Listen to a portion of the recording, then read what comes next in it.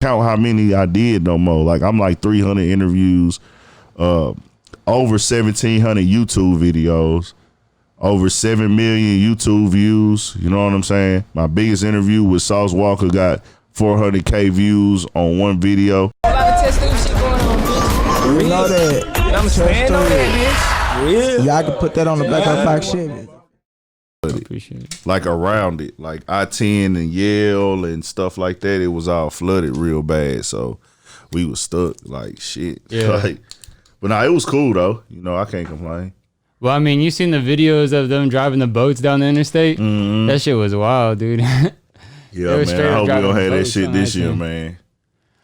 We were That's the supposed to thing. have a whole tropical storm this weekend. No shit. Hell yeah. Oh, I Yeah, it was tropical storm warning. But hey, that's the thing. The reason why the hurricanes are getting so bad and getting bigger is because the ocean waters are warming up. I don't know if you believe in like Climate change? Yeah, was it climate change? I believe it. Yeah, I believe it. The oceans are warming up, so the hurricanes are only just gonna keep getting heavier. So we're gonna have to do something in Houston. Buckle down. I ain't gonna even lie, man. It's crazy because like people gotta know that the real hurricane season is the months that the hurricane hits in Texas and Louisiana is end of August and September. Mm-hmm. Like June and July, that we don't get them. Yeah. But August and September, like so when them oceans are hot, when they're warm. August, September, it might be this will be the worst year that shit can happen for real. Like, Oh, yeah. Yeah, That'll just be icing on the cake.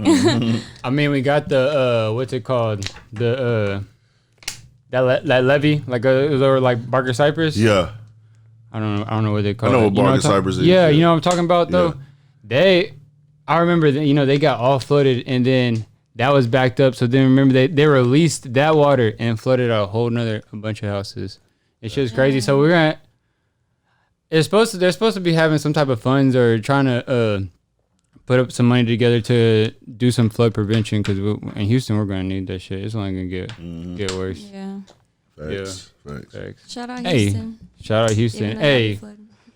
welcome back to Test Tube Talk, dopest podcast on earth. And that is a fact. Today we were here with Houston's #1 interviewer, OG in the game. Yeah. Got 200 plus interviews under his belt from Houston, Dallas, Fort Worth. He's been all around from urban politicians. We welcome Big Ant. How you doing, brother? Good, man. Good to be here, man. Appreciate y'all having me for real. Hey, man, I appreciate you coming for real, bro. Yes. Yeah. For real, it's an honor, bro. When I started this shit, like I said, you was one of the first ones that popped up. Okay. Yeah, so Like in the city? Yeah, in the city. Yeah, because when I started this shit, we started Gravitate. We kind of first we just goofing off because our first inspiration was from like Joe Rogan and those first type of podcasts we listened to. Mainstream. Yeah, mainstream shit. Yeah. And then once I really got into it, I started finding some underground shit that I like. And yours was the first one that popped up and kind of helped inspired us to start a platform, For shit show. build up the industry here in Houston. Because I don't think we have like too strong Media industry. is fucked up here, man. I don't know why, but we working on it, man. We got a lot of people active. You know what I'm saying? Y'all doing y'all shit. It's a lot of people, doing Instagram work. Once more people get more on the other media, but not Instagram is a part of media too. You know what I'm saying? But like, it's getting there, man. We seeing more and more podcasts pop out, so it's good. I love it. You know what I'm saying? Do you listen to a lot of podcasts? Not as much as I used to. I watch them on YouTube now. Oh, okay. You know what I'm saying? Yeah. Me too. I love watching that shit. The main inspirations, my first 3 podcasts I was tapped into was Rap Radar, Tech Stone, and Joe Budden. Oh yeah. Okay. And then some original. Yeah, after Joe Budden, I came into No Jumper. Yeah. But I was my favorite one to this day still is Joe Budden. Okay, I'm gonna have to check his out because I never listened to him. I've been meaning to get around to Joe Budden because No Jumper always talks about him. Yeah, I think too with Joe Budden, it's kind of different because I grew with them. Mm-hmm. Like I grew when they was growing, and I was watching the growth, and from them being on the couch at one point, then getting a building, then going back to the couch and doing it for free for 4 years, turning down deals, and then Joe Budden still doing the podcast and doing Everyday Struggle at the same time, and theirs is more based on them Like they're the personalities for their podcast, and every once in a while they'll have a guest on. But they are like, it's their basic opinions on the topics they choose to talk about for the week. Yeah. So that's what it is. It's not like, oh, I have a rapper on here every week. They do have guests every once in a while on the Joe Budden podcast, but it's more so it's three dudes who are close friends in real life. So it's Rory, the redhead guy. Maul is the other guy that sits to the right, and Joe Budden in the middle.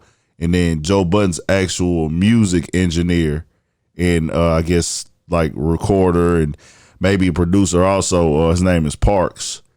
That's who crib they do it at. So he be off the screen, but he be talking. Oh, okay. So like I watched them like start from when it was just Joe Budden and one guy and a girl, and then they ended up firing the girl, and they had controversy with beefs and all type of shit going on. So like that right there just made me, I just stuck to it, and that's the one I grew with. So I got a lot of my game from Joe Budden podcast.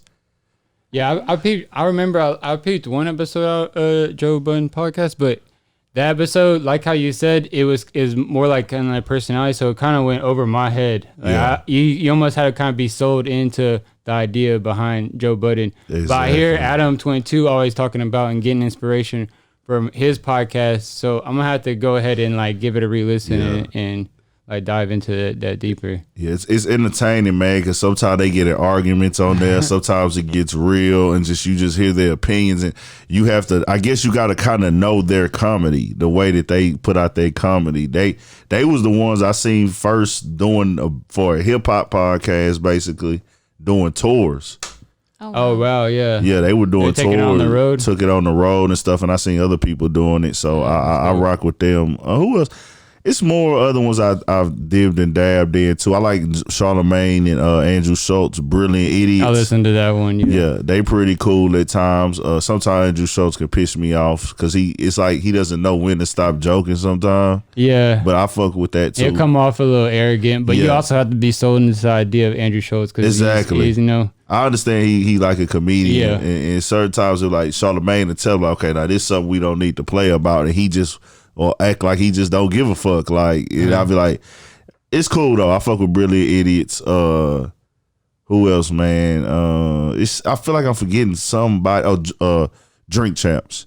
Drink Champs. I haven't watched That's that Doriega. But his is based on who, like, guests though. They have guests every week, but they smoke weed and drink on every show. Oh yeah, that's kind of like our vibes. Right? Yeah, like they smoke weed. They have alcohol like laid on the table. They have an audience in the back a little bit, and it's like basically a lot of hip hop history on there. Like they have a lot of hip hop history or like OGs in the game on, and they telling their stories and shit like that. So it's a good one also. Yeah, I'm about to check that one out because that's kind of our vibes too. We kind of just really been we drinking. We'll get into those little arguments and tit for tats on this shit. Yeah, nah, y'all layout is dope. Man. Y'all layout is dope as fuck, man. No lie, man. Like this dope as fuck. Like this some real live shit where, you know, I could see it going to the next level just off the layout and shit. For real, appreciate it, bro. Yeah, I appreciate it. Yeah, so, I said I wanted to go in, bro. I'll go 110%. If it's worth doing, I'm gonna go all the way in. Yeah, and we felt passionate for this shit, bro. And at first we were just bullshitting. Yeah, like we was yeah. But now I don't know. I'm taking this shit serious, man, because like I've got a lot of inspiration from like what you were doing, what other people like. I mean, when I say cheese, like dude, Sean Cotton's fucking legend out of there now. Legend. I get inspiration from Sean Cotton for sure. I think anybody doing this in this era, you've taken some type of like knowledge or belief from Sean Cotton in the Say Cheese brand. I remember when Sean Cotton was just fucking with like niggas in Houston, like with Sauce Walker and different Houston artists. You know what I'm saying? Some of them I didn't even know, like some niggas in Houston. I'm like, this nigga here from Acres Home. I'm from Greenspoint, so like Acres Home is the next neighborhood. And I'm like, man, he fucking with this nigga. I never heard of this nigga before. Like, you know what I'm saying? So it would be like, damn, he in the streets for real doing the interviews though. So that Say Cheese is a definite factor in my program for sure. I can't act like I didn't watch Say Cheese. You know what I'm saying? Say Cheese made me feel like doing this is possible. You know what I'm saying? Like, you can't try to do exactly what he do and follow his exact blueprint. I think you'll only get so far doing that, but you have to say, okay, I took a little bit of inspiration from him. If you know, if you out doing interviews in the streets like I do, you know what I'm saying? So, well, that's what I've been taking a lot of inspiration off of Adam's shit on No Jumper, because I watched his shit from blowing up, you know, when he was just getting a few thousand views and on the BMX shit, and then he started getting like his first big interviews was like Lil Yachty, and I don't know, he found his lane though. So I'm taking what I'll do is I'll take the blueprint from a little bit of everybody and try to follow it to a certain extent, but try to carve my own lane into this shit where I find my niche where I can fit in. Because I think that's what's going to take you further. Because if you, like what you said, if you follow them to a T, you're only going to go so far, because people are going to be like, well, you're just copying it. Like, why would I follow you if I could just, you know, go to the OG, like the, you know, they have better content, you know? Exactly, man. I'm going to tell you this, right? I don't know what lane. It seems like y'all going for like the all around lane, huh? Just like we call it test tube, we call it test tube talk because we're some test tube babies, bro. It's just like products of our own environment. We want to get like, it's gravitating to a lot of hip hop stuff, but I don't want to focus too much on the music because there's already a lot of people doing that. I want to get kind of like behind the scenes, like talk about the like the coming up, the dirt, like, cause I look like this, but man, I've done some crazy. Me and my friends, we done some like wild shit. So we always want to like chop up and like share some of the stories, bro. Like getting expelled from school, you know, growing up, what different environments. Because I grew up in where I was born in Baton Rouge. So I've seen like born in Baton Rouge. I lived in inner city Baton Rouge and also on suburbs, and then I moved around to Texas, to Houston, and back to Baton Rouge, and then now on my final move I stayed out here in the country, and so I've seen all kinds of people. But the thing about it, everybody's different, but there's these certain characteristics that, like, okay, like for example, somebody from Baton Rouge, like one of my friends that just a hood motherfucker, like just nothing but Lil Boosie, Webby Fox, and that's all it is. I'll go to Sealy and I'll see a country motherfucker, but I'm like, oh, this is like a country version of this guy, you know? And I was like, man, if I could like, if everybody could agree on those common grounds, we'd get along together. So I'm trying to break through with this podcast. I think that's kind of like the lane we're trying to go. So y'all really gonna be like a Joe Rogan mixed with a No Jumper type vibe, kind of like y'all have hip hop on, but y'all gonna have street shit on too. Nah, that's dope, man. Like, you know, no interview is the fucking same. You know, nobody voices the same, nobody talks the same. Like you can interview the same person, but the interview will be different. The only way you can make it the same, it's still gonna be different if you like write down exactly what the other person asked and then try to ask them the same, but the way they give the answer will not be the same every time, you know? Yeah. So I understood that too. Oh yeah, I forgot to shout out the man, one of the most hated, Vlad. I gotta shout out Vlad too. Vlad, you follow Vlad? Yeah, I follow Vlad. My early, but I guess because you asked about podcasts, so I just was in the podcast lane. But Vlad TV, I don't agree with everything Vlad does. But Vlad TV for sure is a little bit of an inspiration. Smack DVDs. I don't know if I've heard about them. They're like, they had is that the ones that had DVDs before YouTube? Before YouTube. Smack, Scoob Doo, Gutta TV, Hood Affairs, Jordan Towers. Basically, what you're seeing on YouTube is vlogs. Those were on DVDs, where like Smack was the more prominent one because this nigga was actually hosting rap battles. And also shooting music videos and doing interviews. Oh, shit. And it would be all on one DVD. Oh, DVD. You get buy at the corner store or something? Yeah, you buy them at the hood stores or the flea markets and shit. Dope. And like, it was basically like, that's what niggas in the trap was on. Like, my partner had a trap real young, so like, he would buy every fucking DVD. So we sitting in that bitch, you know, this nigga's first spot. So niggas is young. Some niggas in high school still, you know what I'm saying? Or we'll go to one of the older homies' cribs and they in that bitch just DVDs on rotation, you know what I'm saying, on the PlayStation or whatever. And we watching, all this shit. Like we watching Murder Mook battle Sirius Jones or whoever inside of a fucking room that probably be just as small as this. Like, well, this ain't small, but you know what I'm saying? Like the same size as this for a rap battle. Yeah. For a rap battle, this is a small room. You know what I'm saying? Yeah. They might have 20 niggas behind him. 20 niggas behind him and they faced off in the middle. You know what I'm saying? In New York somewhere going at it and smacking there with the camera. Then he'll go to the corner store or to the projects, do an interview with a nigga. And then some of the niggas, he'll just be in the studio with him and then it'll be this or that. And it was like, that was the thing to get on the DVD back then. Yeah. Like that was the wave. I think Vlad had DVDs too. But like Smack was like the GOAT to me at that time because then, like I said, this nigga had DVDs, he had the rap battle, he had music videos, all that shit. So that really was just me coming up, fucking with music personally. Like I always loved music. Like I tell people all the time to let people know how deep music is with me.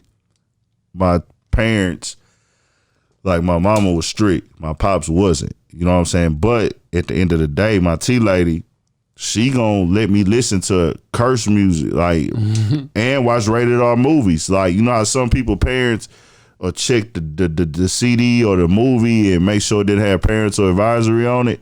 I knew kids who couldn't listen to this type of music. They couldn't. That was my mama for sure. Yeah, I couldn't listen. They couldn't listen to UGK or 8 Ball or MJG as a baby. Like, I'm a baby, but I'm like 5. But I always was hearing Pimp C talking about fucking women and da-da-da and all this shit.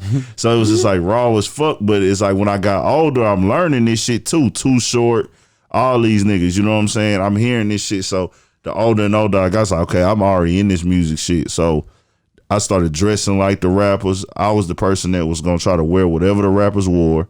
Whenever I went to like a Walmart or a Target or anything, I went to the magazine section, read what they had in the magazine. If I had enough money to buy it, I'm finna buy it or whatever. And then all that. Then I just started collecting the magazines. Me and all the homies, we collected magazines. I used to record on tape, on VHS tape, all of Rap City.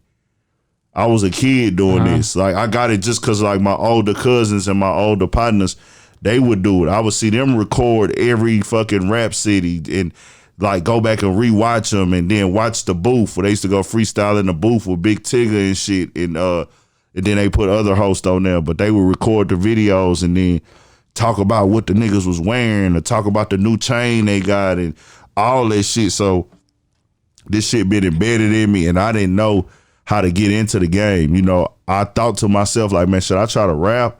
But I was just like, man, I don't think I've done enough. I don't know if that's my phone. Oh, make sure don't stop the recording. Is it that phone? Amber, that's an Amber alert. Is your phone? No, I think it was this. Just check the recording. I don't think it was mine. Make sure it's still recording. I think I left my phone in the car, matter of fact. But I don't know. Is it recording now? Yeah. Did it record that last bit? I'm not sure. All right. Well, fingers crossed it did. If not, we at least got those cameras. That one's still recording? Mm-hmm. All right, cool. Yeah, what were we talking about? We was talking about, what the fuck was I talking about? Okay, yeah, just coming up fucking with the music shit. So, like, yeah, I knew I wanted to be in this music shit, but see, like, I knew, like, when I was growing up, I wasn't the baddest nigga in my neighborhood. Like, I knew, like, okay, this nigga here is, I got partners who rip bad as fuck. Like, these niggas stay fighting. They carry guns and do dumb shit. They steal, you know what I'm saying? So your friends? Yeah, like or just associates, you know what I'm saying? So when I'm listening to rap music, I'm thinking about them niggas or the older niggas in the neighborhood. You know what I'm saying? I'm like, bro, I don't do none of that shit them niggas be doing. I might try to do some shit to get some money or whatever, but I'm not these niggas, you know what I'm saying? Like my mama not finna listen to me get on a song and talk about shooting and killing. Cause at this time, you know, it's like, okay, that early wave of rap music was all street shit. So I just grew up being fans and then I think, man, I guess when Kanye hit and then Drake kind of hit. That kind of opened it up to where you didn't have to kind of be a street gangster rapper. Cause I'm not the person, bro. Like most of these rappers, they don't do the shit they talking about. We know that. You know what I'm saying? We know they really never caught a body. We know. But it's like, okay, because they come from it or they be around it, so nobody really judging them. You know what I'm saying? Like that. They play the part. They play their part. But I was just like, I never killed nobody like that. Some people don't know that, though. Yeah. There's some people that are listening to that, they're like, oh, damn, bro. Yeah, he really with that shit. He really on that shit. Hey, you turn on the AC, cut the AC fan on. All right.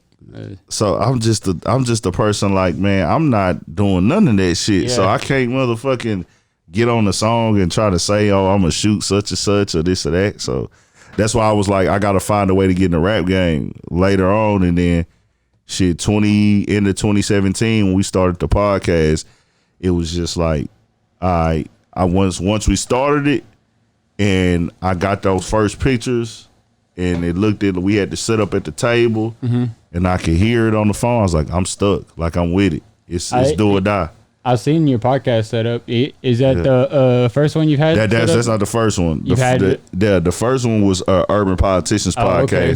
This one is Studio 56. That one looks sick. That's only like 2 months old. Oh, okay. You know what I'm saying? That's in my boy little studio. He just really opened up and got rolling. He's still getting everything earned out at it. But like that was just something he came up.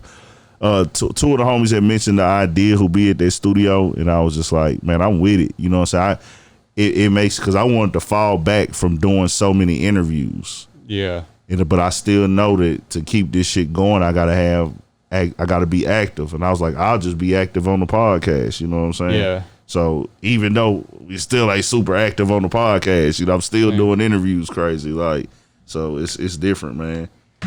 Same. Hey, when you're talking about the like the rap changing from like Kanye and Drake changed it from just like the gangster rap, what do you think it is that even me, bro, like when I was 5, my first rap song my first rapper I listened to was Lil Boosie, and I was like 5 or 6 years old. Okay.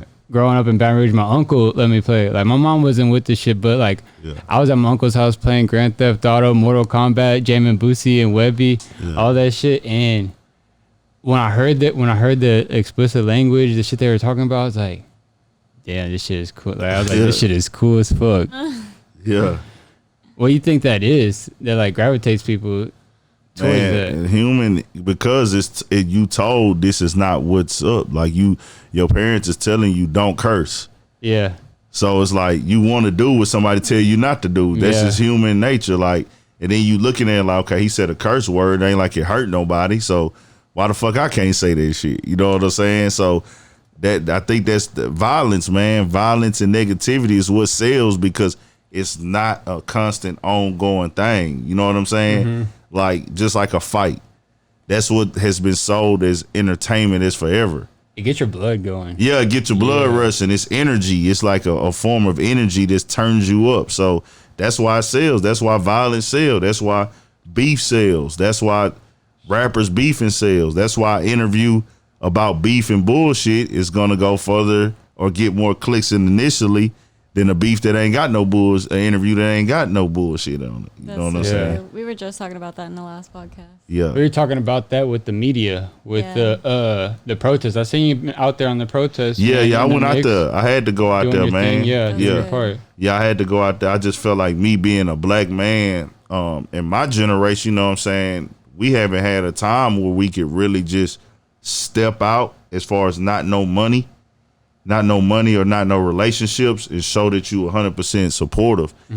I'm not judging nobody who didn't go, but it's like I complain about shit that go on in the world or in America, you know, with rights and different things like that. So who am I to complain when there's a time to like put my face out there?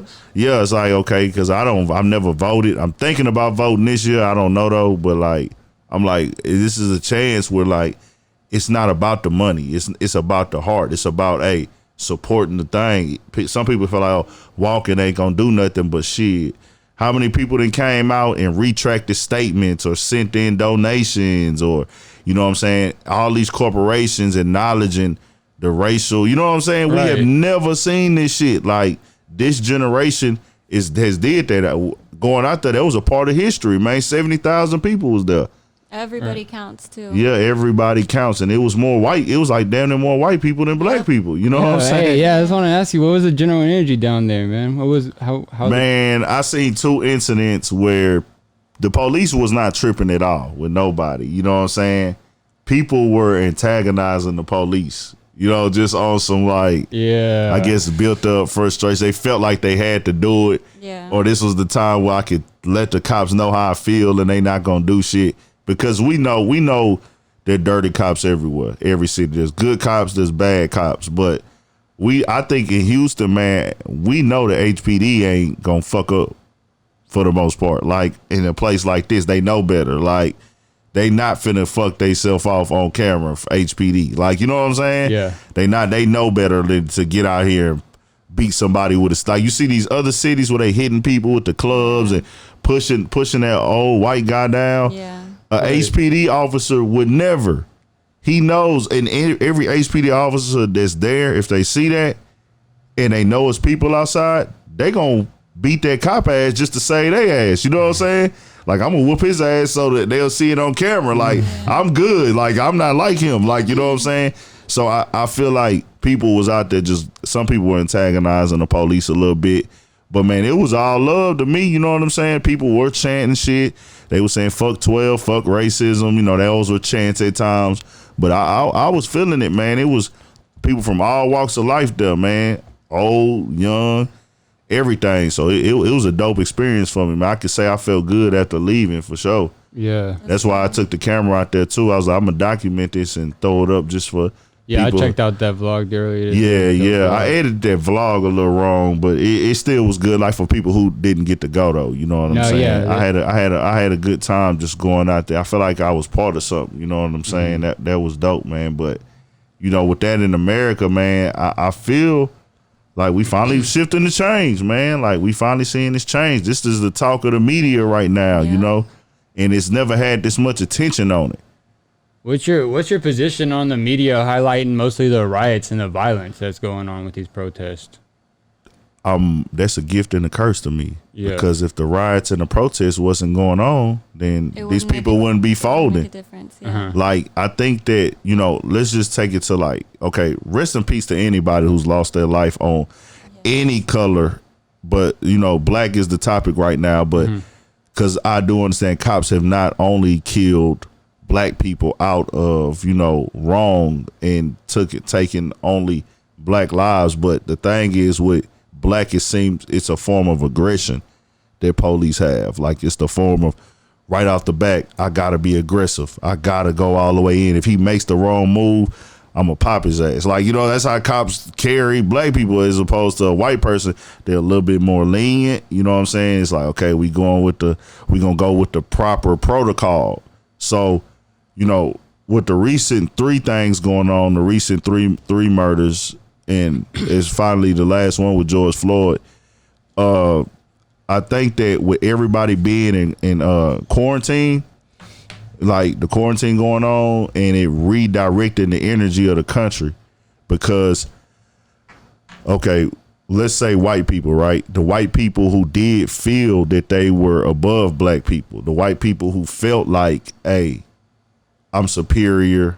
I went to college. I got a good job. I make good money. I don't have to be in the mix with black people or other races unless I want to, or even when I am, who gives a fuck? I'm only there momentarily. But with this quarantine for the last 3 months, who's been better than who? It's like everybody been the same. Everybody's fighting over toilet paper. Yeah, that's what I say. Everybody, you go to the store, whether you black, white, Mexican, whatever, you wearing a mask like I'm wearing a mask. You're just trying to get your groceries. You trying to get, it's like, hey, man, we all going through the same shit. Like, we don't, it was a point where they, like, people who were successful, and this ain't even just white people, it's black people too, because it's black people who think they better than people, but it's like, everybody was like, okay, I don't know what the fucking future holds. Because one day everything is going smooth, and then in less than a week, the whole country then went to shit. Financially, the biggest corporations are filing bankrupt. Everything closed. We all got to go to the same grocery store. We all got to wait till a certain time to go in. There is no first. You know what I'm saying? It's like everybody equal now. Who gives a fuck that my house is bigger than yours, or I got a better job than you? My job is better than yours. My shit, I probably got laid off from that motherfucker. Yeah. The motherfuckers who we treat the worst as people, and I'm saying they the most important right now. Your doctors, your nurses, and you got them fast food workers. The essential workers. Your fast food. The people that we treat the worst. Your fast food workers. Your making $7.25 an hour. They doing more for the world than you are right now. Who gives a fuck if you drive a Benz? You know what I'm saying? So I feel like for 3 months, damn near everybody got humanized, no matter whether they were racist or not.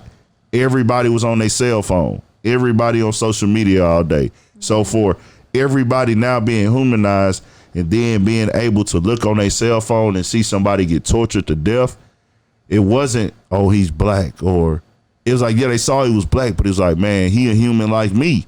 Yeah. And instead of people saying, okay, this man got tortured, his neck smashed until he died and suffocated because oxygen couldn't get to his brain, but it's like, I see it. The old day, like last year, I might have saw that and just, all right, whatever. I'm gonna document that in my head, and I'm gonna go on by my business. I got bills to pay. But now people sat there and was like, they processed it. Yeah. You got time on your hands now. Everybody at home. People were still on lockdown. People still in quarantine.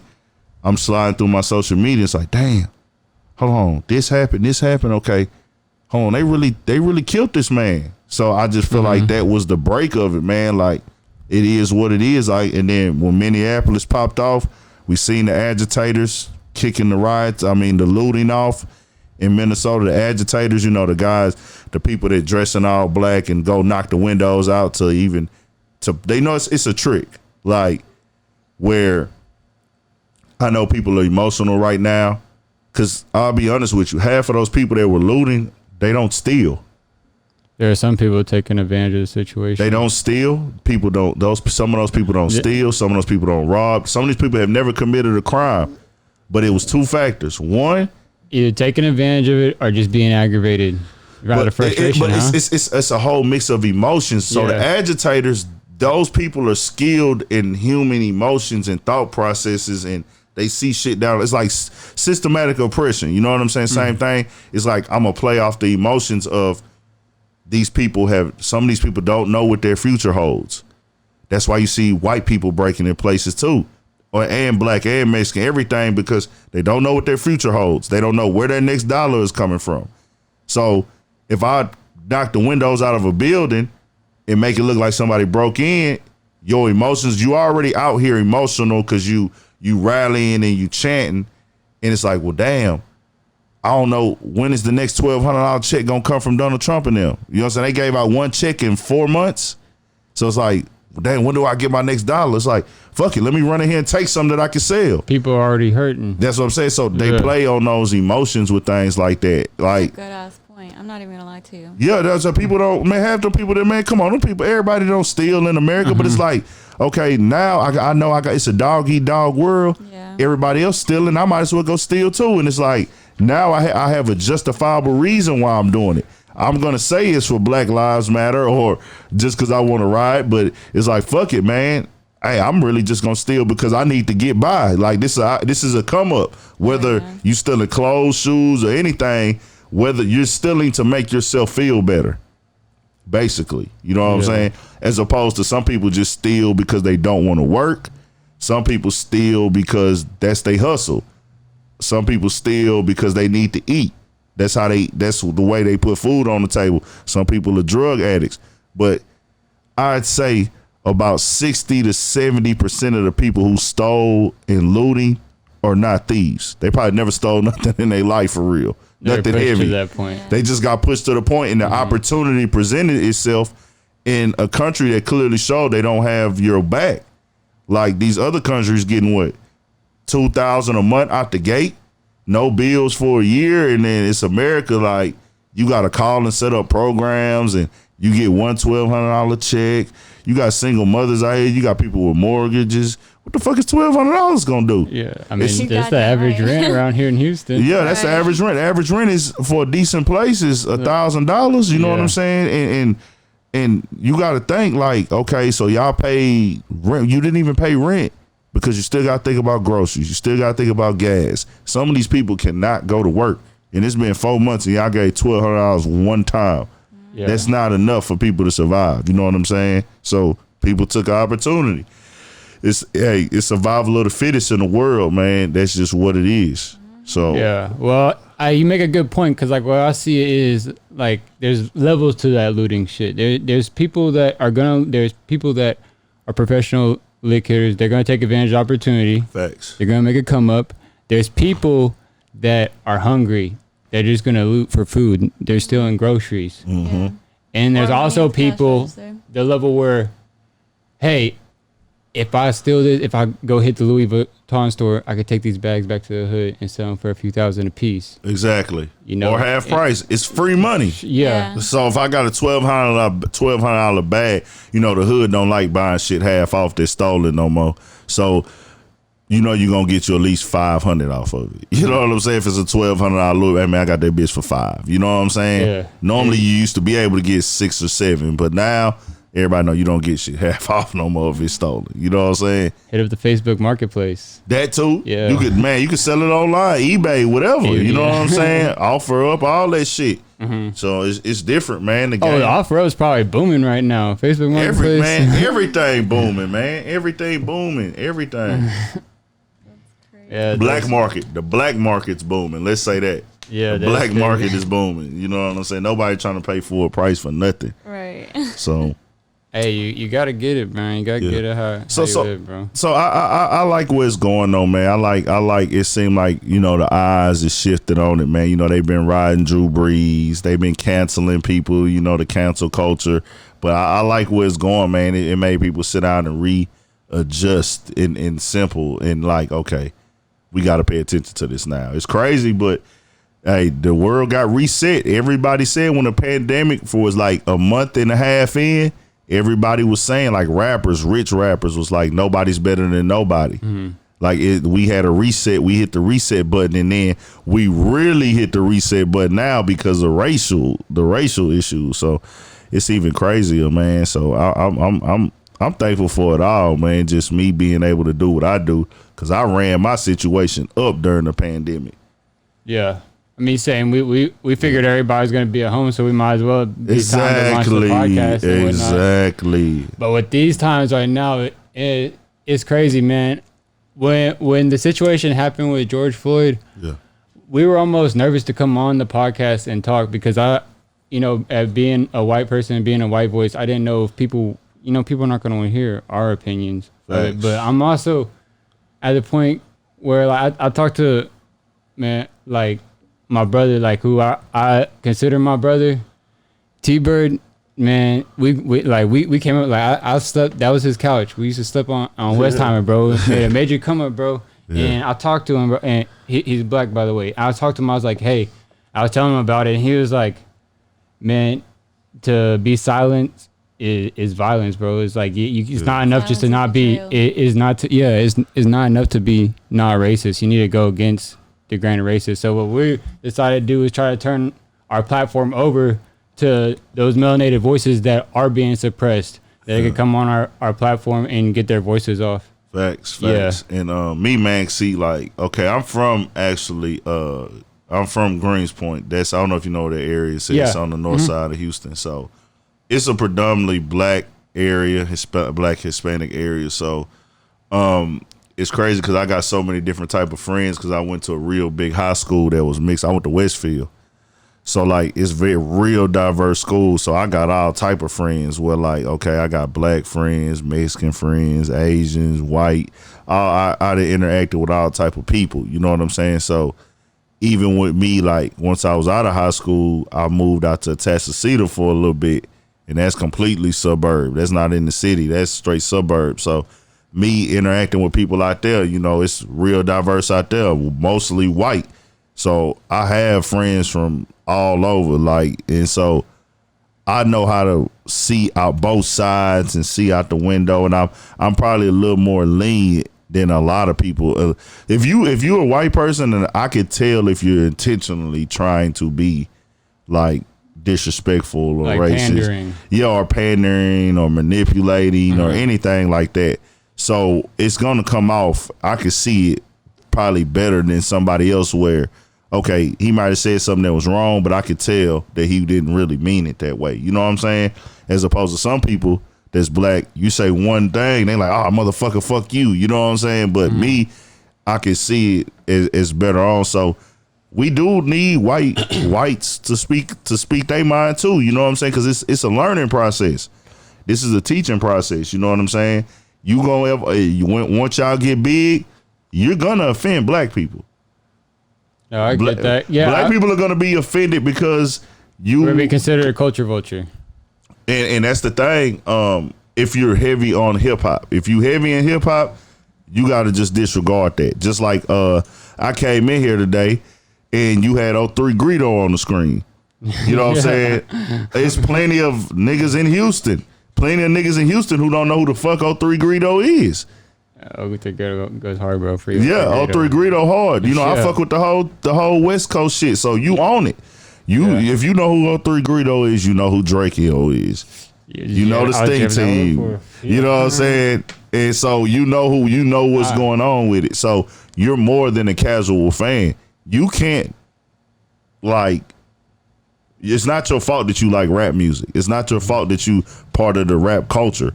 But sometimes people don't want other people to have, certain opinions on shit. And that's a learning process, bro. So as long as your intentions is good at heart, and then if you do make a mistake or say something that's offended, or it's that it rub people the wrong way, you just got to come out and own it. You know what I'm saying? And just take it as it is. You see No Jumper get a lot of flack because he do shit at times. Him getting involved with gang culture and shit sometimes, which you got to have gang, especially in L.A. You have to have gangbangers on your show in L.A. Yeah, I hear you. But it's just certain times, the way he delivers shit and the way, I don't know if he has a team that runs his Instagram, some of the captions, you know what I'm saying? You gonna piss people off, you know what I'm saying? That's just a part of it. But the thing is, I feel like Adam No Jumper, Vlad are needed for the culture too.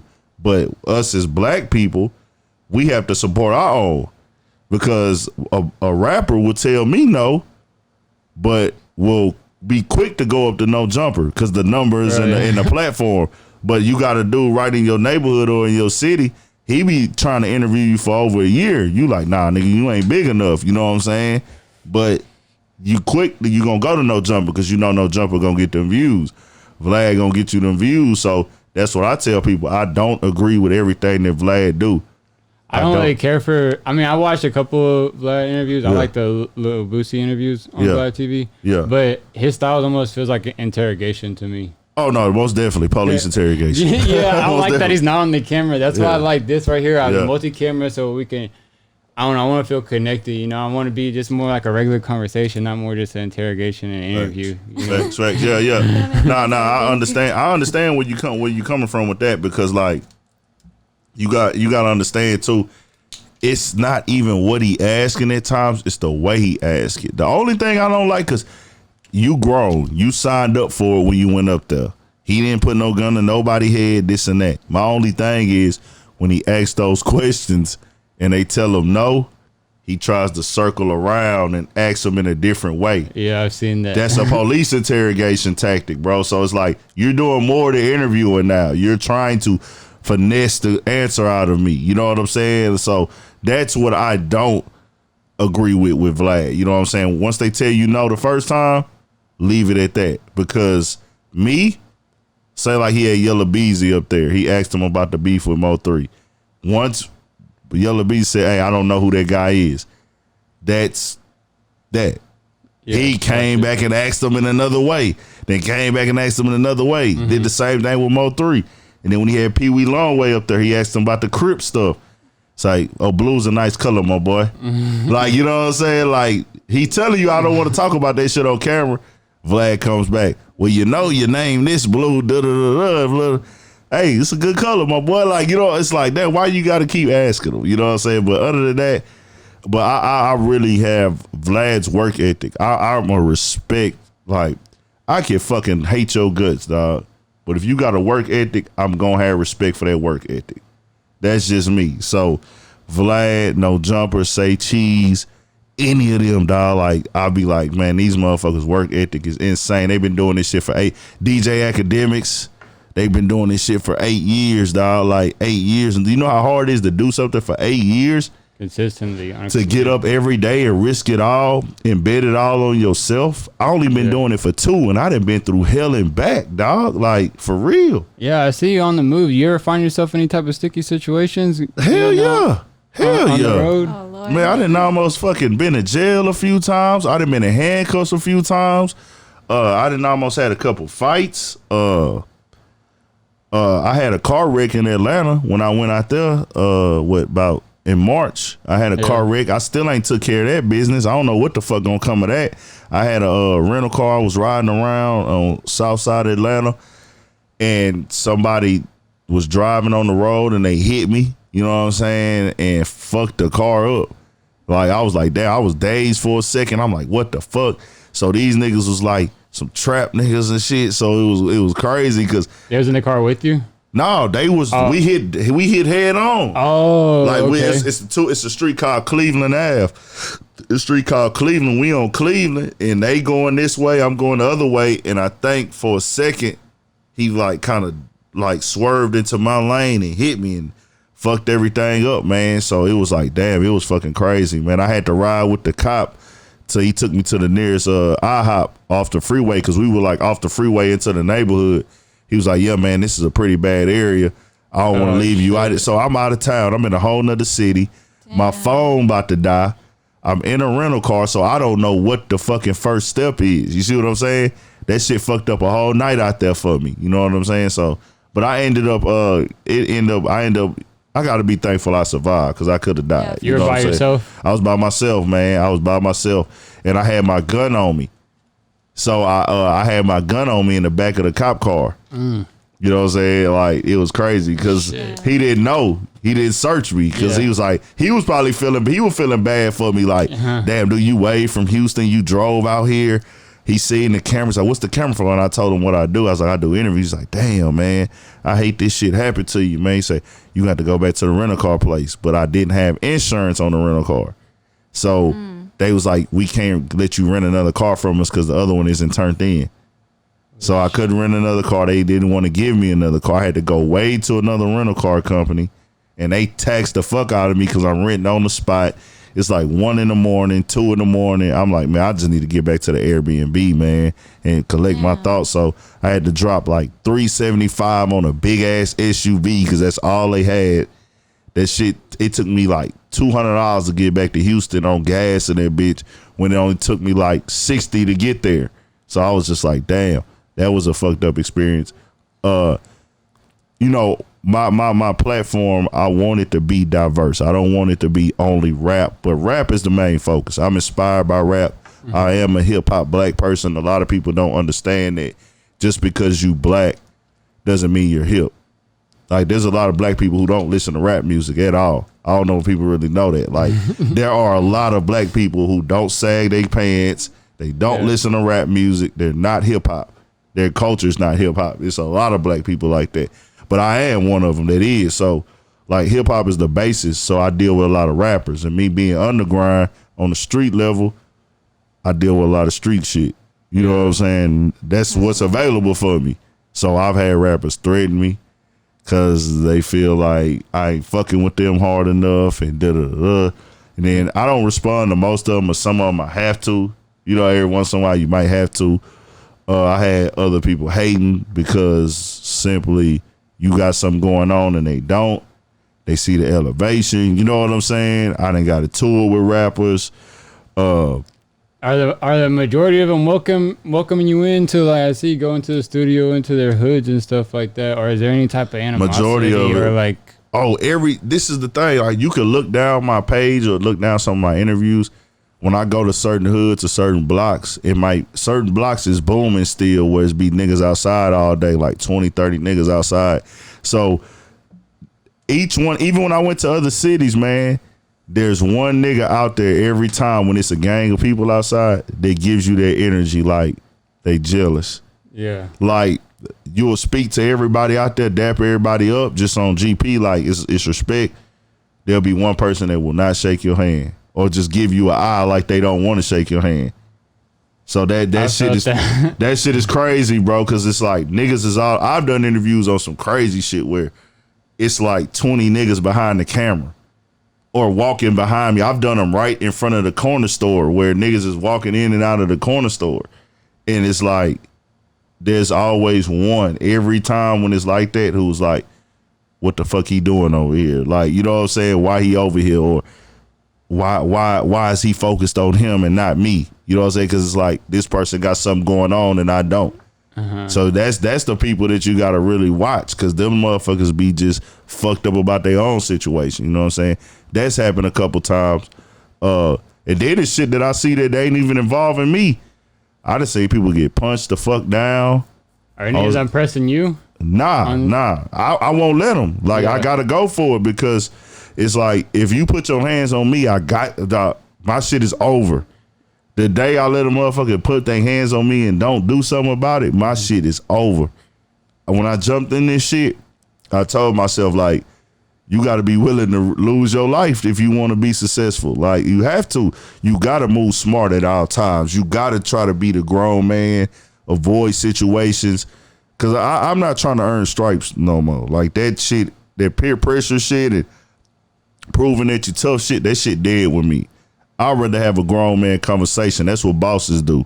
You know what I'm saying? Bosses don't resort to violence and trying to take a nigga out or take somebody out over some fucking petty ass argument. We ain't never beefing over no money. I ain't got no beef with nobody over no money. So what the fuck is the real issue? You know what I'm saying? So now I just understand, like, hey, let's try to work this shit out, see what the problem is. But some of them, they just want to hold you. They just think like, oh, let me get down on him because he got a camera, or he doing media, or I want to call him a blogger, or this or that. And I'm like, nah, bro, I gotta stand firm. And I'm more firm than like 80% of these rappers, is what niggas don't know. Some niggas do know, like, who deal with me personally on the day-to-day, the morals and self-respect that I have. It's not about the gangster shit. It's not about the tough. It's just like, hey, morally, you're not finna do me like that. Like, I'm a grown man. You gonna respect me as such, and I'm gonna respect you too, because that's the way that I was raised. You know what I'm saying? I don't care about the street nigga codes, the hood nigga code, the gangster code. I move off morals and respect that I was raised with. Yeah, I'm a man. I don't care. So I'm not gonna do shit. Some of the shit that gangsters live by falls under the code. Well, see, some of the shit that gangsters live by falls under the code of being a man.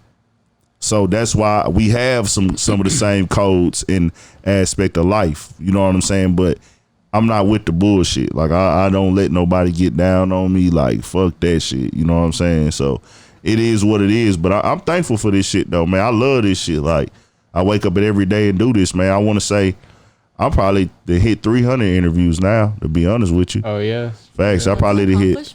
Yeah. I don't even count how many I did no more. Like, I'm like 300 interviews, over 1,700 YouTube videos, over 7 million YouTube views. You know what I'm saying? My biggest interview with Sauce Walker got 400K views on one video. Was that the first video to go? What was your first video to take off? My first video took off in 2018, and it was about Ralo. It did 40,000 views. I was getting 10 views. I was dropping 10 YouTube videos a day.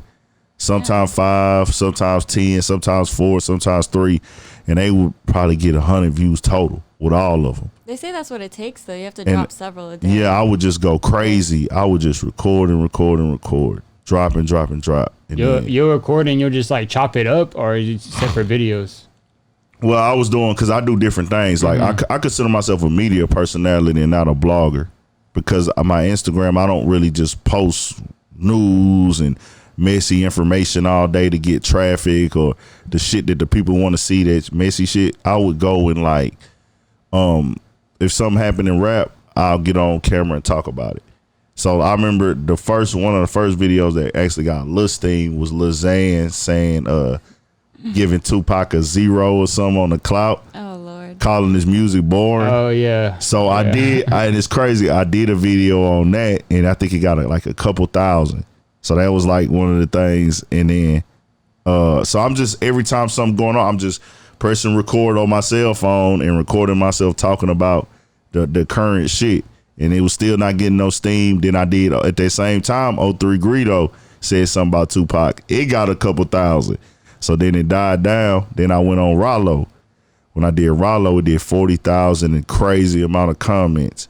I got like 50 death threats.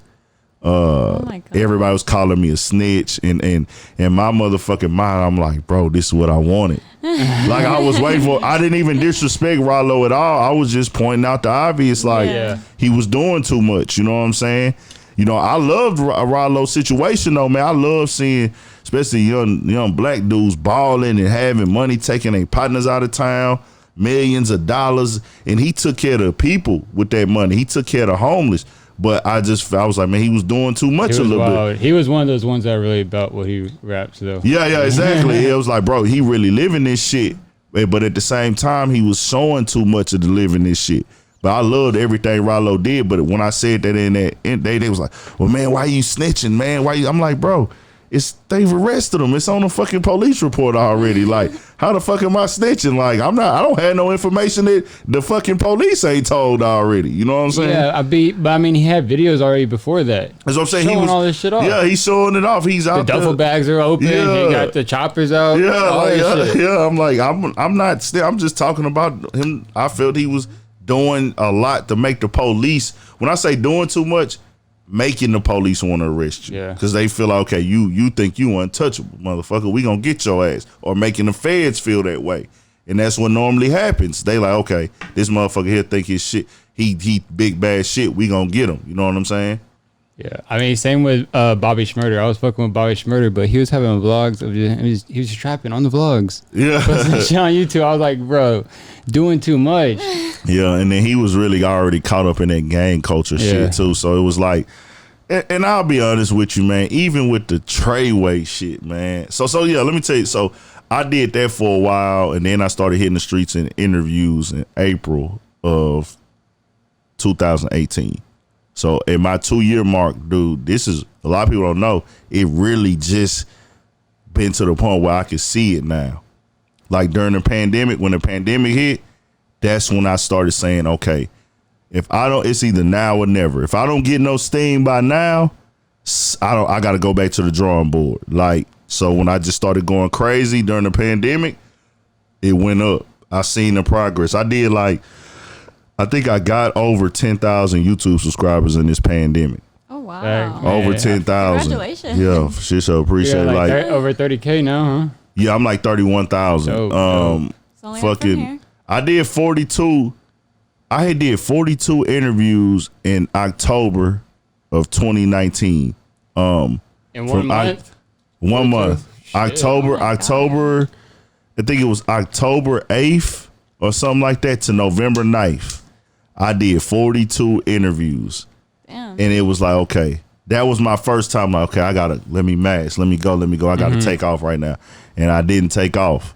So December, I went on my Instagram and said, hey, I'm doing $50 interviews just to see if people would pay.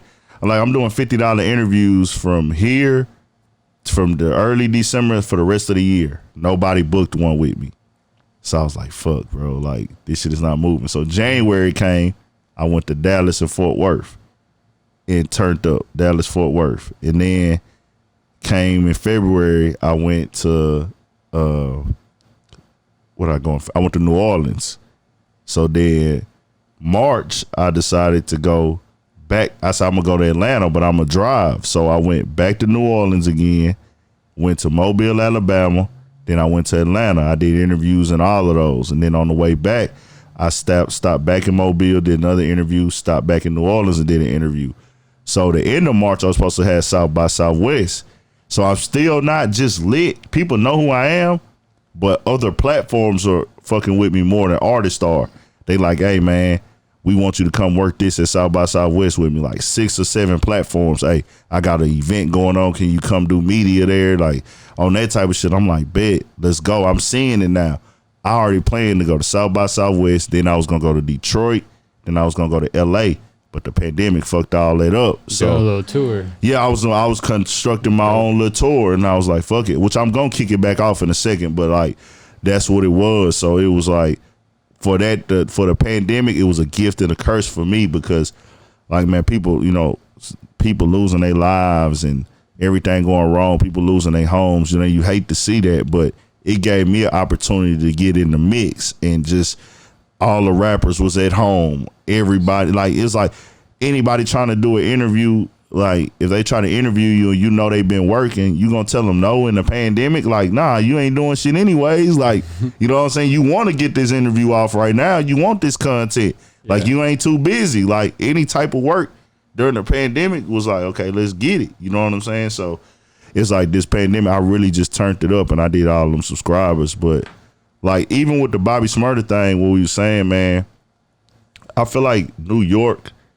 NYPD and the feds in New York who run that, they have such a motherfucking like bullseye on rap and hip hop acts, especially ones that's in gangs. Because even with the Treyway situation, right? Like, how much money was involved off the streets with this shit? From Treyway? Yeah, how much money? How much money did Treyway make off the streets? Shit, I don't know. They wasn't rich. They were broke. They was in the hood. Yeah. They didn't have no money. They wasn't pulling up in foreign cars. They wasn't going to the club balling out. Their main stream of income was Tekashi69 rapping. Mm-hmm. It wasn't like they got Tekashi69, hey, you're gonna be a cover up for our multi-million-dollar drug operation we're running. We're gonna use you to launder our money. Tekashi went to them. Tekashi went to them, and like, yeah, he was cutting checks. Of course, they were doing extortion on him. Of course, you know what I'm saying, in a form of extortion on them. But it was like a drug. They treated this like it was a multi-million-dollar drug operation. You see what I'm saying? Mm-hmm. They really went after Treyway. That clique of Treyways. That wasn't the only Treyways that went to jail. There's plenty more Treyways. You know what I'm saying? There's different cliques and groups of. That's with any gang. You know what I'm saying? So with the Treyway situation going on, I just felt like they used that for publicity. Like, these dudes didn't have money. They was on the corner. They was like Tekashi said himself, when I met y'all was broke. Y'all didn't have nothing. It's not like they put Tekashi on with finances. They put him up on with the look and the image and the being able to back up his shit talking. So with Bobby Schmurda, same thing. Bobby Schmurda was a hood Brooklyn dude who was not rich off the streets. It's just, hey, once he got the rap money, I felt like they looked at, well, this is going to be a big story. It's going to be headlines. Like, we want the clout just like rappers want clout. Like, we want to make the headline news. We're getting paid regardless. See what I'm saying?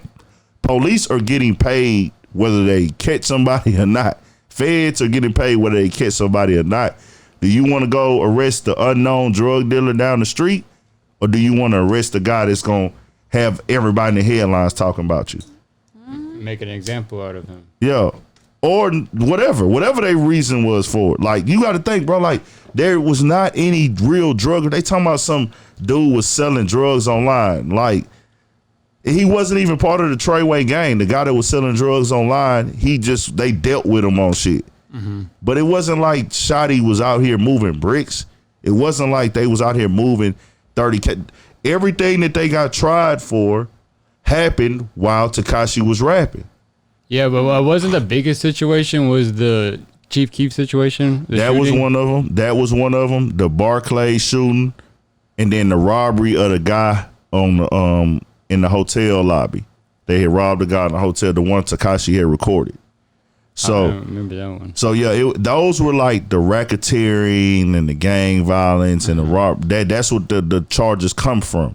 They just made it a RICO charge. You see what I'm saying? Because it was multiple people, different crimes. They made it a RICO, but it like RICO charges be happening for the most part when it be, hey, man, these dudes done moved $20 million worth of cocaine, or they didn't move $15 million worth of cocaine.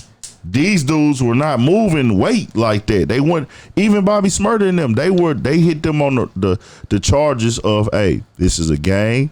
They do this, they do that. But they was basically finna exit out of that life. You see what I'm saying? Treyway was like, hey, Tekashi, we got Tekashi. We finna ride him to the top. You know what I'm saying? everything that they went down for, he was involved in. You see what I'm saying? He had a hand in it. So I just look at it like people got to really look at that shit that they didn't really arrest Treyway for the crime. They could have been arresting him for these petty crimes they've been doing on the streets. They didn't give a fuck. They just cared because it was gonna make headlines, man. It's deeper. It's deeper than all that shit. So, how do you feel about the Tekashi situation? Where do you think he goes from here? I mean, he just dropped that song. I didn't listen to it, but I've heard that it wasn't. I heard clips of it on Instagram. The song was very garbage to me. Yeah. I'll be all the way honest. It was garbage. And I'm not a hater because he has songs that jam. Like, not as far as him being a lyricist or nothing, but they got some shit you can bob the hype and the beat.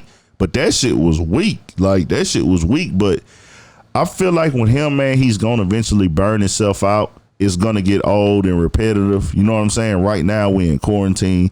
Ain't too much going on. He's finding ways to antagonize people, get under people's skin. Some people are helping him with that. DJ Academics helps him.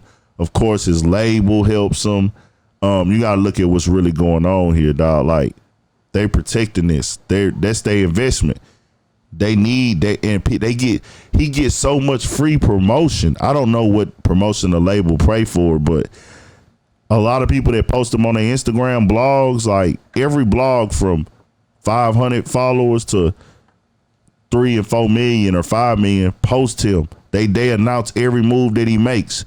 That's why, like, when he had 2 million people on his live, everybody was shocked. You remember that shit? Yeah. Why were y'all shocked when every fucking blog told us he was going Friday, he's going live at 3? Every single blog posted it more than once. Tekashi69 is going live on Friday at 3. So why wouldn't everybody tune in? Right. Not to mention the promotion that the label's paying for. It's like, come on, he got the craziest story. He going live at 3. Who not gonna look at it? Everybody at home, nobody at work. So it's like he hasn't showed me nothing that I felt like, okay, this is different. Like, it's the same shit. Would you ever interview him? Fuck nah. No? I wouldn't. Y'all should though. Hell no. Y'all should. Fuck I wouldn't interview him either. Why not? Because, One, bro, I don't trust him. I'm not bringing that negativity in my life, bro. Like, Gotcha. I don't want to get into details, but I've been in situations where if that would have been if that would have been my family or me, getting caught up, bro. Yeah. That shit. I hear you. Just, you know, that's honorable. Yeah, just my thing is, they made him look like a victim when he was actually a criminal himself. Like, they made him look like a victim. Like, yeah, he got fucked over by a few of the guys, but what about the guys who didn't fuck him over? He fucked over people who didn't fuck him over. That was my thing. So it's like, he didn't do this because, hey, he didn't go to the police when they tried to rob him and kidnap him, you see? See, if he would have went to the police like, hey, man, these dudes tried to rob and kidnap me, this and this and that, it would have still been some bitch ass shit, but it would have been like, okay, we get it. But you waited until the police came and turned because you didn't want to go to prison. Not because you care about what's right from wrong. You know what I'm saying? You were paying for people to get shot at. Yeah, he was behind a lot of that You were shit. paying for them to beat people up. You know what I'm saying? You was starting beefs on your own. And like I say, and this is another thing where, picture if that had been QC, Trillion T, Rockefeller, Murder Inc., CMG, All Money In, any of these independent black record labels, if they were funding that behavior, they would have went down in that RICO charge too, at least a year, or they would have had to go to court. You see what I'm saying? How come Tekashi69 record label didn't have to go to court? They were funding this. They were giving him the resources to go out here and do these street things, right? Yeah. So shouldn't they be part of this conspiracy RICO charge too? If we're funding it, they was funding. They got those cops where he can go to Chicago for him and go to these neighborhoods and be disrespectful. They were funding him with the money to go on these trips. They were paying him money. How do we know that money that he was getting from the label was not used to shoot at him to pay his friend to shoot at Chief Keef? Damn. See what I'm saying? Because if that was a black record label, they've already proven it. Murder Inc. had a relationship with a street dude named Supreme. That's the one who was responsible or allegedly responsible for getting 50 Cent shot back in the day. That's why they have such a deep beef and all this other stuff going on. So Supreme had something going on. I don't know exactly what it was, but whatever he did, they tied him to Murder Inc., saying Murder Inc. was a cover-up for his street activity, saying he had this, and that. And they raided Murder Inc. offices and shut their whole record label down. Ended it. That's why they couldn't release music when 50 Cent was beefing. And remember, this is a nationwide. A lot of people forget that Ja Rule was a top 3 rapper at one time. I don't know if y'all remember that time when Ja Rule was a top 3 artist. They was on every award show. Him and Ashanti had back-to-back hits, millions of records sold, millions of singles sold. Ja Rule was top 3 at one point. So why do they need Supreme to be funding them if we're doing this or that and we have an office in the building, but they raided the offices? Irv Gotti and Chris Gotti beat the case from the feds. They beat the feds. The feds tried to say that they were money laundering drugs and they had this, they had that. Supreme was involved. They like, man, Supreme they like, man, Supreme don't got no money. Like, he don't got no money at all. He just a friend from the streets. But they tore the whole record label down off of a thought. They went all the way to the top record label. So why didn't they go? You have the evidence. You see what I'm saying? Yeah. Y'all are affiliating Chris Gotti and Irv Gotti, which is Murder Inc., with Supreme. So why didn't the guy at 10K Records, how come he didn't get associated with Tekashi? We know he's having phone calls with him. And then y'all let him come out of jail and protect him. I mean, it goes deep, bro. It goes deep. Like, he's out of jail protecting Tekashi right now. Like, You don't know what kind of money's getting slid behind the scenes, bro? Because we know. Do you think that his streaming and his music really paid for all those cars and all that stuff that he having, these resources, and being able to move 8 police pulling up to the house to save him within 30 minutes when the girl exposed him on the balcony? You think those cop cars just pulled up because he called the cops, or did the record label send them? They working in cahoots, man, with the Fed. It's simple. It's not even hard to figure it out. You know what I'm saying? But it's like, what are you going to do about it? It's nothing that we can do about it. It's nothing. We just got to sit back and watch the circus until the fire burns out, which it eventually will. You know what I'm saying? Yeah, he's gonna burn out. I see it. Might be next, might be the end of this year, might be next year, might be 2 years from now, but it will burn out. The curiosity is gonna die out, and he's just got no more substance he can add to his music. Like he can't be talking about the same shit he was talking about before, because everybody knows he's a fucking rat. And that's what he did too on this. So he's still talking about shooting people up, but now it's to the point where what kept it going also was he was able to pull up. He was able to have fights. Yeah, he was able to had a gang behind him. But that shit is dead. So the thrill is no longer there. You know what I'm saying? So it's crazy, man. Well, shit. It's crazy. Crazy, bro. Yeah. Also check these cameras. Make sure they're all still. How long y'all normally do y'all episodes?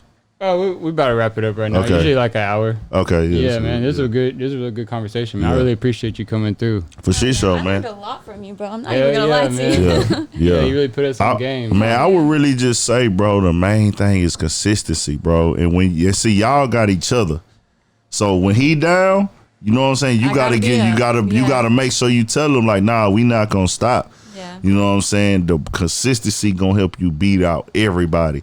Like I came with that Houston's Best Interviewer shit just to piss people off. Yeah. So it worked. So I'm just gonna keep saying it. I'll tell y'all that I don't give a fuck. Like I had to, because I seen, like, I tried to do that all positive shit. Like just being 100% positive every day, and let's get out here and get, man, nobody want to see that shit, bro. That's not gonna make people fuck with you.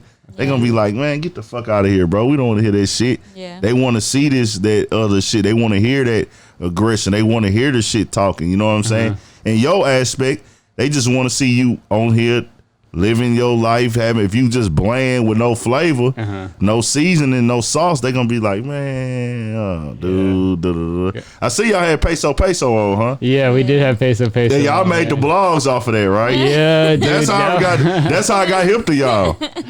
Yeah, I got an interview with Peso Peso finna drop soon. Oh yeah, I see it on that was a clip on your Instagram from the interview. Yeah, I did the interview. I didn't drop it yet. I was suspended on YouTube for a week, so they fucked up my whole momentum, man. Everything I was dropping was going fucking crazy, like insane crazy. Damn, dude. But they fucked it up. But I got to get the momentum back. But I see that's what made me follow y'all when I seen the little clip or whatever, the controversy with Peso. Hey, I mean, all publicity is good publicity. Fucking right, bro. Fucking right. They said Peso like checked y'all or some shit. Like, I mean, it really wasn't like that. The thing about it is, the interview he was on live, and one of the people on his live called it out like, hey, can you ask better questions? Because I was just trying to like really go through the backstory before I got into it, fill it out, because there was a little, when he came in, he was on the phone with Rizzo, and like, I kind of heard, I was like, he's not in the best mood right now. Yeah. So I was like, let's just kind of like ease into this shit.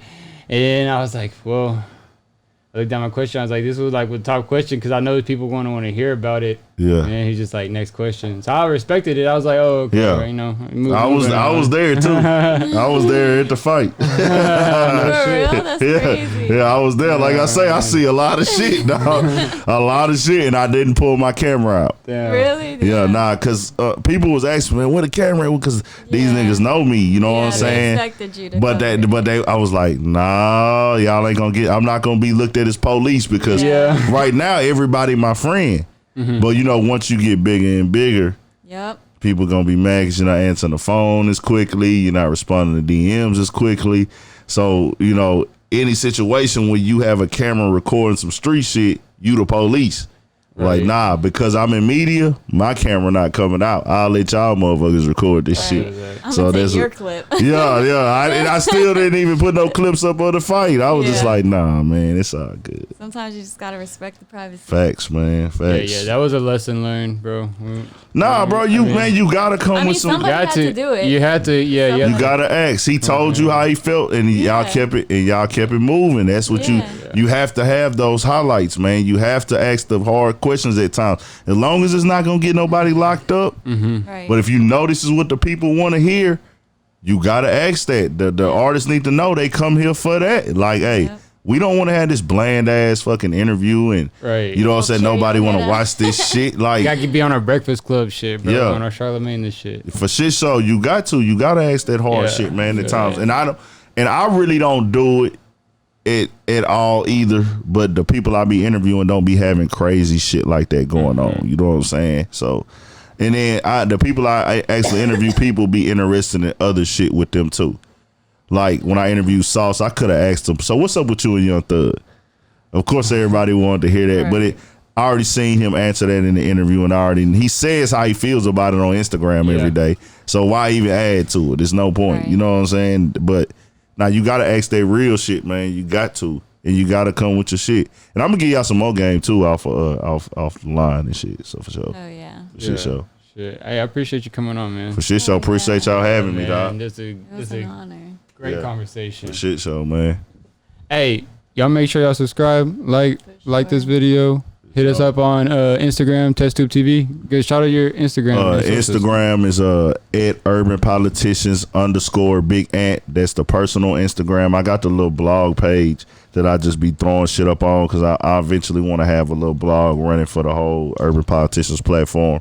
It's just called Urban Politicians TV. But most importantly, make sure you are subscribed to the YouTube channel Urban Politicians TV. If you ain't doing nothing else, subscribe to the YouTube.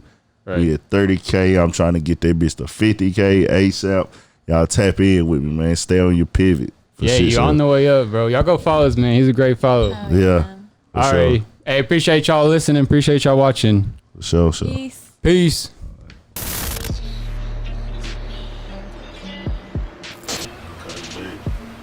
I got some shit going. Y'all did turned the garage into a factor. Yeah, shit. I wasn't parking my car down here, bro. Really, I mean, I had a bunch of shit spread out here. I was like,